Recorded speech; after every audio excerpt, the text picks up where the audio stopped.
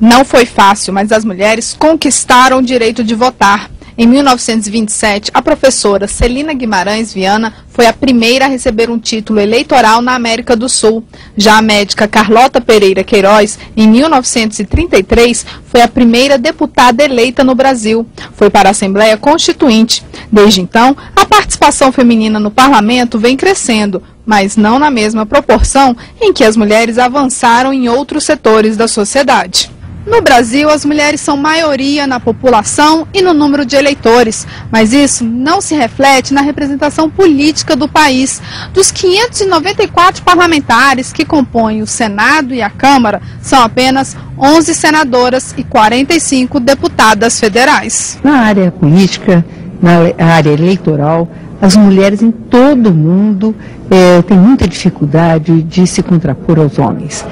Isso porque a política significa mando. O Brasil, como a maioria dos países, é um país que está muito enraizado no patriarcalismo. Então, as mulheres foram acostumadas, ao longo dos séculos, a não entrar em determinadas áreas da vida social. A política é machista, é branca, é urbana, e, portanto, tem uma grande dificuldade. Por muitos anos se construiu uma política também, de uma cultura que a política era coisa para homens, que era uma coisa feia e que, portanto, as mulheres não participavam.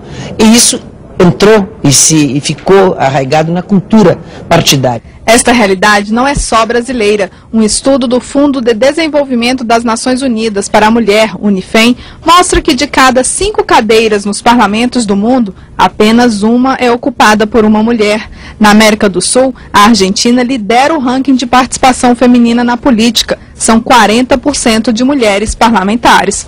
A pior posição é da Colômbia, com 8,4%. E o Brasil é o penúltimo da lista. Tem apenas 9% das cadeiras do Congresso ocupadas por mulheres. Hemos bregado por ocupar el lugar que nos correspondía en todos los ámbitos de no solamente participación, sino llegar a los ámbitos de decisión en la política. Tem 2 pontos que eu considero fundamentais: a existência de cotas combinada com uma lista eleitoral fechada. No caso da Argentina, como funciona?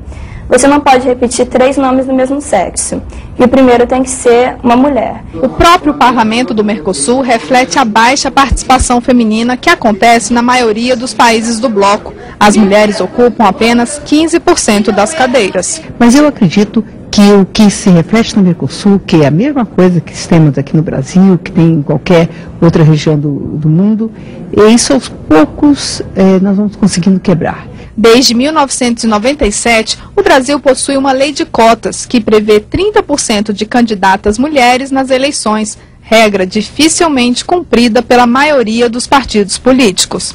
Todos os partidos ainda discriminam as mulheres, seus quadros não dão as oportunidades, não valorizam o suficiente as mulheres. A lei eleitoral não prevê nenhum tipo de sanção. O único detalhe que a lei estabelece é que eu não posso preencher esses 30% do sexo minoritário com outro sexo. As mulheres são, em muitos casos, vistas dentro dos partidos apenas como elementos de atração de votos, mas não como forças políticas legítimas e reconhecidas e que podem fazer a diferença nas eleições. E é por isso que também nós temos essa dificuldade das mulheres desejarem, ousarem buscar espaços mais importantes dentro da política. Na verdade, a falta de candidatas que tenham perfil, atitudes e viabilidade de candidatas nas diversas eleições. Isso não é uma coisa dos partidos, do meu partido, de qualquer partido. É uma coisa da sociedade, da formação patriarcal da sociedade brasileira.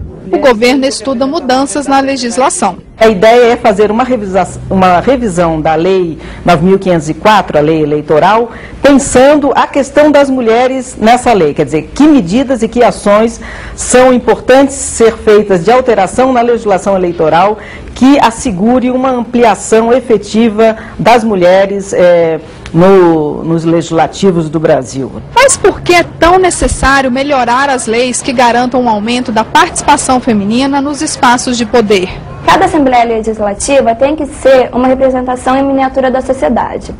Então, quanto mais representativa do ponto de vista descritiva for uma assembleia, mais democrática ela será. A mulher, quando está nos espaços de poder de decisão, ela agrega valores, qualidades, temas, não é? Que muitas vezes os homens até reconhecem que são importantes, mas deixam passar, às vezes, quase que desapercebido. É um problema para a nossa democracia, isso é um déficit democrático. Foi feita uma consulta à população brasileira sobre a importância da participação das mulheres na política. Mais de 70% da população brasileira acha importante que as mulheres estejam presentes na política brasileira. A ampliação dessa participação só trará benefícios para a sociedade e para o país. Por quê? Porque quando você abre outros espaços, outras saídas aparecem também como resultado dessa diversificação e dessa abertura.